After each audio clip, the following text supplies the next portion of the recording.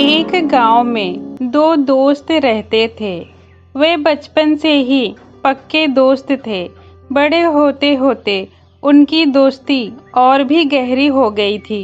दोनों दोस्तों के परिवार गरीब थे, जिसके कारण उनकी स्थिति दयनीय हो गई थी। इसीलिए दोनों ने एक दिन परदेश जाकर धन कमाने की योजना बनाई। कुछ समय बाद दोनों धन कमाने के लिए परदेश की ओर निकल गए। कुछ समय चलने के बाद वे एक घने जंगल में पहुंच गए। वहां पहुंचकर वे एक पेड़ के नीचे थोड़ा सुस्ताने लगे। तभी जंगल में से एक बूढ़ा आदमी डरा सहमा सा भागता हुआ आ रहा था।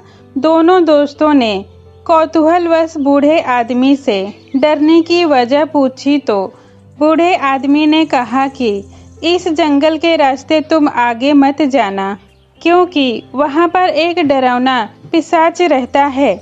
इसलिए मैं जान बचाकर भागता हुआ आ रहा हूँ। यह कहकर बूढ़ा आदमी आगे निकल गया।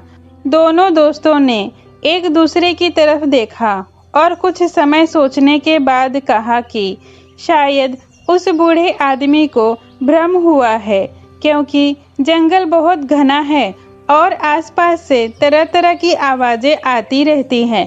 इसीलिए दोनों ने उसी रास्ते से जाने का चुनाव किया। दोनों दोस्त उसी रास्ते पर आगे बढ़ने लगे। जंगल और गहरा होता गया। कुछ समय बाद दोनों को कुछ दूरी पर कोई चमकती हुई चीज दिखाई दी। वहां जाकर देखने पर दोनों दोस्तों को सोने की मोहरों से भरा एक थैला मिला। अब दोनों दोस्तों ने सोचा कि परदेश जाकर काम करने की कोई ज़रूरत नहीं है। दोनों दोस्त ने सोने की मोहर को बराबर हिस्से में बांट लिया, लेकिन दोनों दोस्तों के मन में लालच भी आ गया था। दोनों दोस्त खुश होने का नाटक करने लगे। तभी एक दोस्त ने कहा कि चलते चलते बहुत देर हो गई है और उसे भूख भी लग रही है। उसने दूसरे दोस्त से कहा कि तुम पास के गांव जाकर कुछ खाने को ले आओ, तब तक मैं इन मोहरों की रक्षा करता हूँ। दूसरा दोस्त भोजन के लिए पास के गांव चला गया और जब खाना लेकर आ रहा था तो उसने सोचा कि क्यों ना दोस्त को खाने में जहर मिलाकर दे दिया जाए, जिससे सोने की मोहरों को बांटना नहीं पड़ेगा। उसने भोजन में जहर मिला दिया और जंगल में अपने दोस्त के पास पहुंच गया।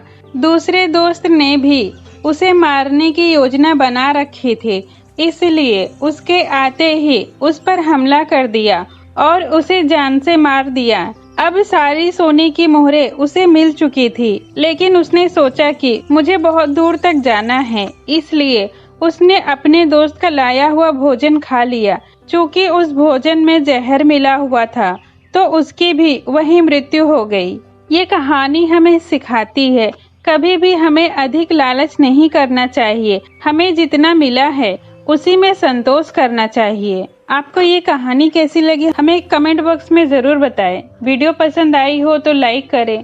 ऐसे ही कहानियों के लिए मेरे चैनल को सब्सक्राइब करें। ये वीडियो देखने के लिए आपका धन्यवाद।